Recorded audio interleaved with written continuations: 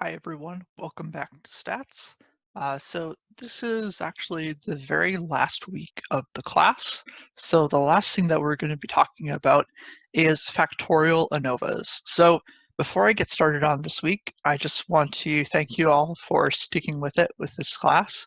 I know this transition has been, you know, at the very least, a big mess for uh, us, and for other people, it's been worse than a big mess. It's been hard to adjust to everything.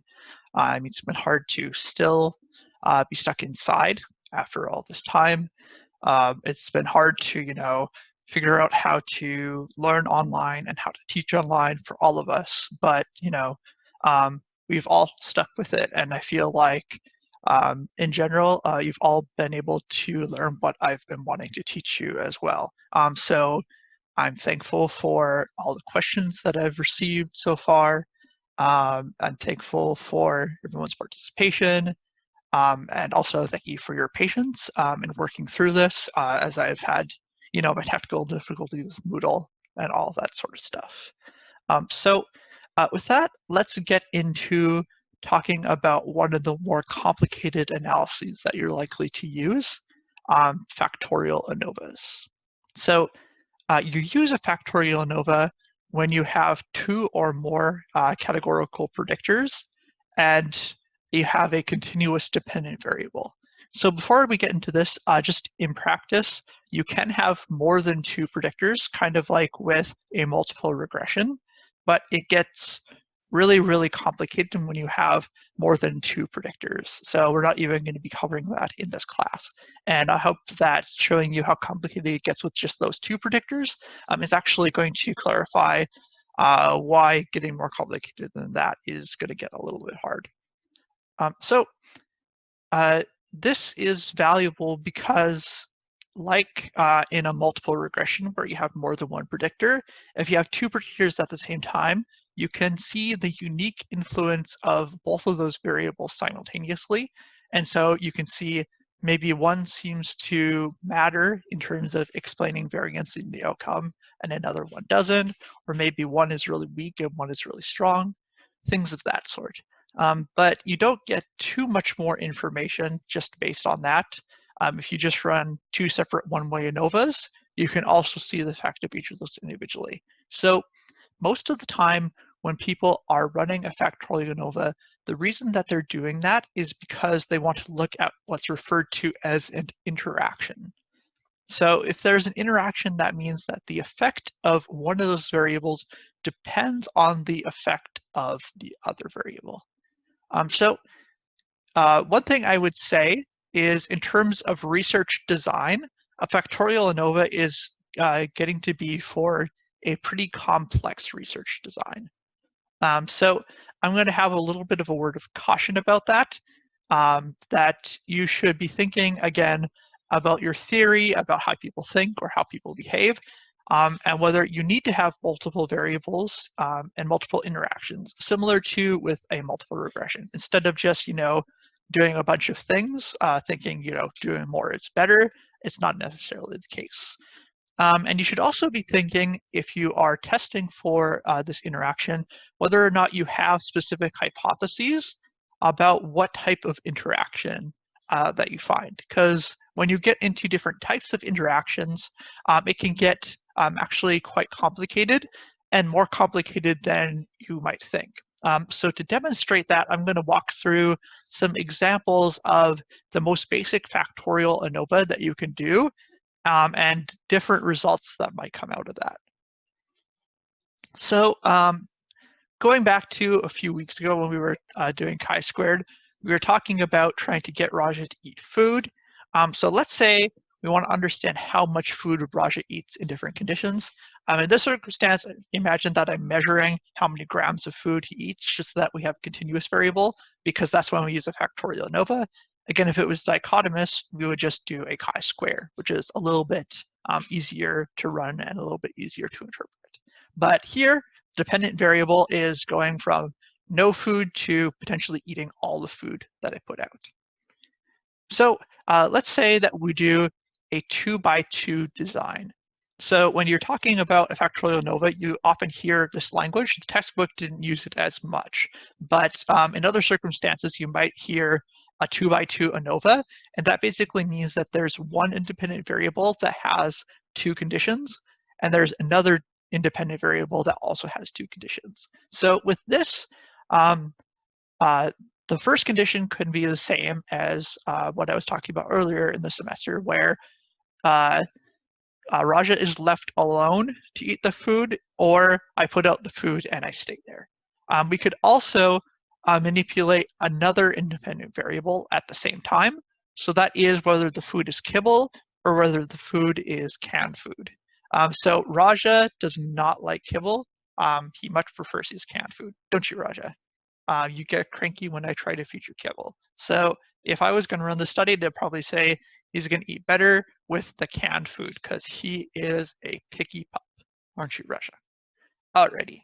So let's say that we wanted to look at an interaction. So that is not just looking at if it matters if I'm alone, if he's alone or if I'm there, not just if it matters if it's kibble or canned food, but if there is any interaction effects as well. That is whether the amount of food he eats is influenced by whether he's alone or if I'm there. And if the effect in being there depends on whether the food is kibble or if it's canned food. So one example might be a crossover effect. So for this, let's just imagine that the empty dots are when I give him kibble, and the full dots are when I give him canned food. So maybe it's the case that, let's say that level 2 is with me being gone. Maybe he's going to eat the kibble more when I'm gone, but he's going to eat the canned food less than when I'm gone. So that might be the case. It might be that depending on one variable, you actually have opposite effects of the other variable. So that is sometimes referred to as a crossover effect. So with this, you would expect to find a significant interaction, and you'd be like, great, I found an interaction. You could also find an interaction in this case. So maybe it's the case that when I'm gone, he's going to eat more of the food, regardless of if it is kibble or if it's canned food. But maybe for kibble, it has a big effect because he really doesn't like me being around when he's eating kibble, but if I'm gone, he'll eat a lot of it. But for canned food, it only has a small effect. There's only a little bit of a difference. But in general, both went up, whereas here, one went up and one went down. So very different interpretations. Let's say there's a third example where there's only one circumstance where he's going to eat a lot of food. So then this might be that he eats a ton of food in the circumstance where I'm gone and there's kibble, and he doesn't want to eat any the rest of the time. I guess that would be the very picky eater model of food if he only liked to eat kibble. And then this is also an interaction where you're seeing that this looks a little bit similar to what we saw before, but in this case, in general, he's eating more kibble than he's eating of the canned food, regardless of if I'm there or not. But that difference is bigger depending on the other variable as well. So basically, both of these seem to matter, but for the kibble, he eats more if I'm there than when I'm not. For the canned food, he eats the same whether I'm there or not, but in both circumstances, he is eating more of the kibble. So if you're doing an interaction and there's just this 2x2 interaction, you can see this is 4 different examples of interactions that you might find in a factorial ANOVA, where it would be significant, but you could find these very different things. So your hypotheses have to be a little bit more specific when you're getting into these interactions.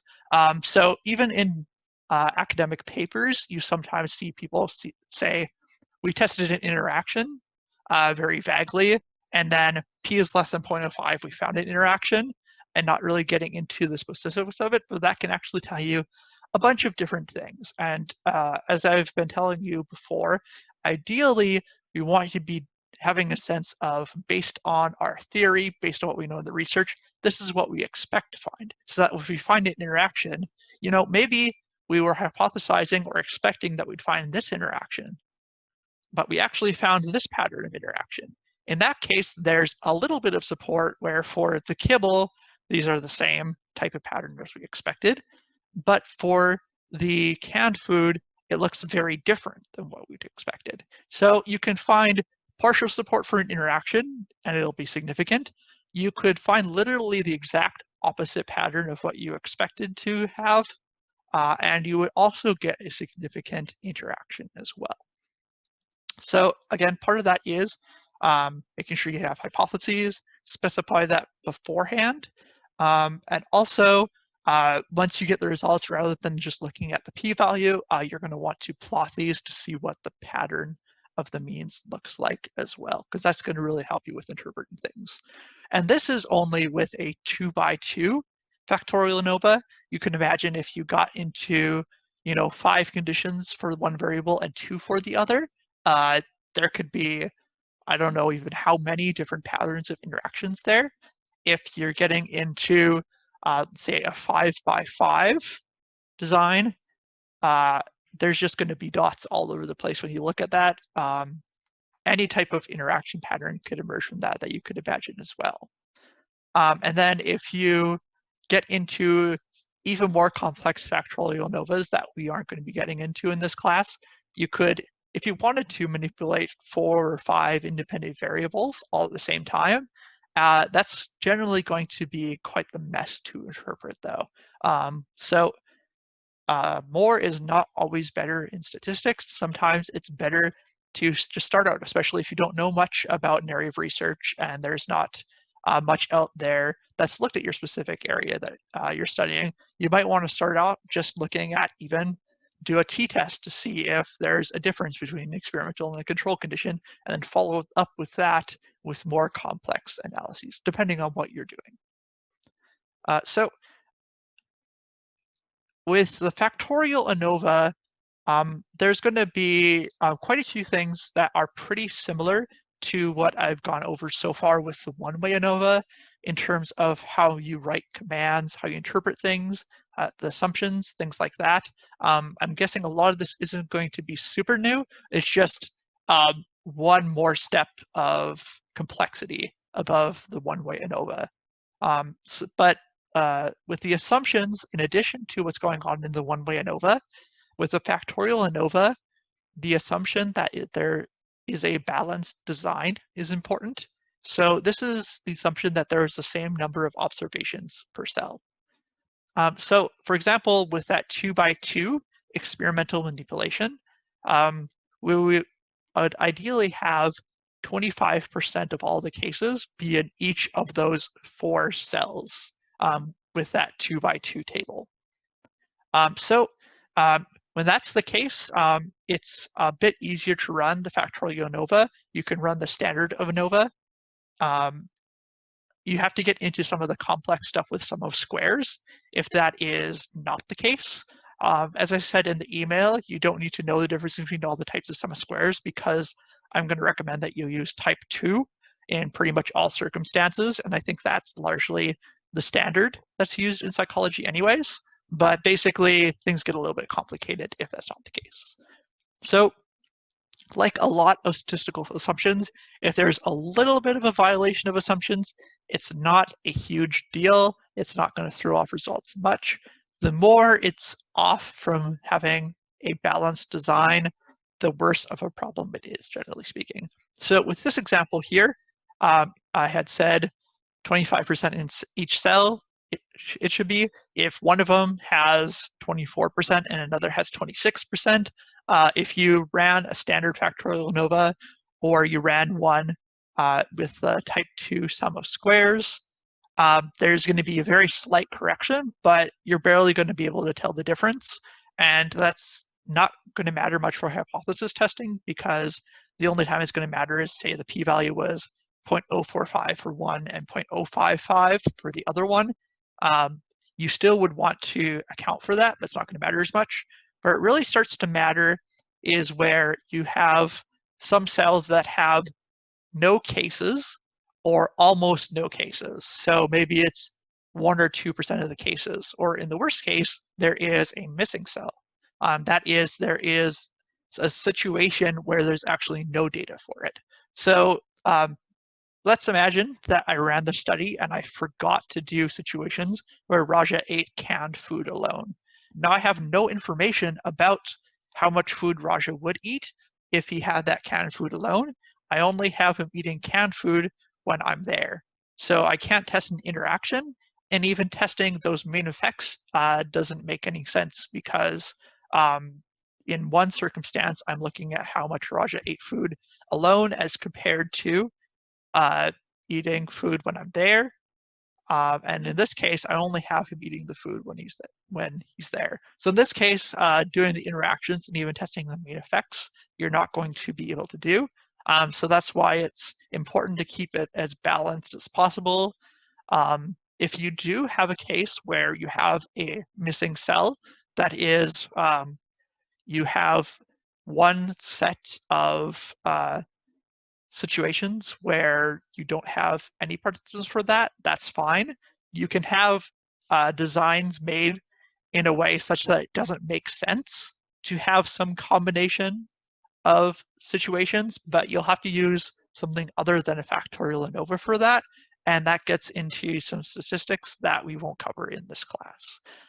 So one thing is that in most circumstances, the balanced design assumption is not completely met. So part of the reason for that is because we usually use factorial ANOVAs for experimental research, and we're randomly assigning participants to conditions.